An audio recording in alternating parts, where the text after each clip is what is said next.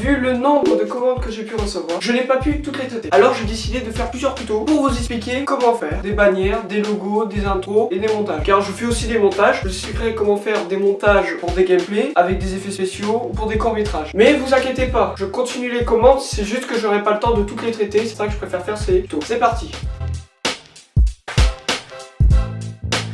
Les dimensions imposées par YouTube pour ta bannière sont de 2560 sur 1440. Le risque est que ce que tu souhaites mettre ne loge pas dans ta bannière YouTube, car ce n'est qu'une file banderole, comme tu peux le voir en ce moment, qui sera visible par les visiteurs de ta chaîne ainsi que par tes abonnés. Cette banderole se trouve en plein milieu du format imposé par YouTube. Alors je te conseille d'utiliser des schémas téléchargeables sur internet, te permettant de ne pas te louper lors de la conception de ta bannière.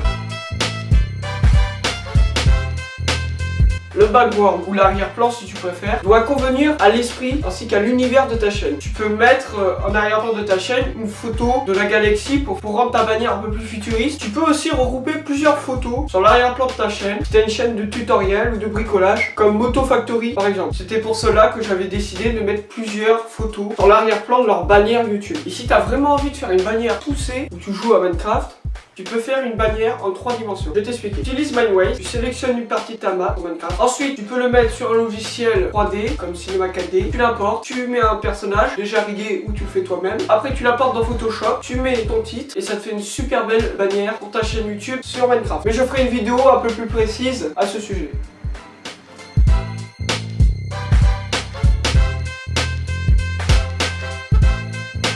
Le pseudo ou le texte que tu écriras sur ta bannière devra correspondre sur l'aspect esthétique à l'arrière-plan de ta bannière ainsi qu'encore une fois à l'univers de ta chaîne. Tu peux déjà personnaliser ton texte en choisissant une police qui t'est propre. Il y en a des centaines sur Photoshop. T'en as des fantaisies, d'autres un peu plus sérieuses, plus géométriques. Tu choisis celle qui correspond le plus à ta chaîne. Deuxièmement, lorsque tu as enfin choisi ta police et tu as écrit ton texte, tu peux encore la personnaliser à ta façon en ajoutant des ombres, des dégradés, des couleurs, etc. Ça c'est toi qui vois. Pour finir, le dernier conseil que je te donne, c'est si ta bannière n'est pas trop chargée à la base, utiliser d'autres éléments que tu peux rajouter sur ta bannière. Par exemple, pour cette bannière, j'ai utilisé des images faisant référence au jeu utilisé par le youtubeur en question. Ici, c'était principalement du GTA. Voilà, j'espère que ce tuto t'aura plu. N'hésite pas à t'abonner à la chaîne, va sur mon Facebook et mon Twitter si c'est pas déjà fait, pour en savoir plus sur les commandes ainsi que pour les prochaines vidéos. Si vous avez des suggestions pour d'autres vidéos, n'hésitez pas à les mettre dans les commentaires. J'essaierai de voir ce que je peux faire. Moi, je vous dis salut.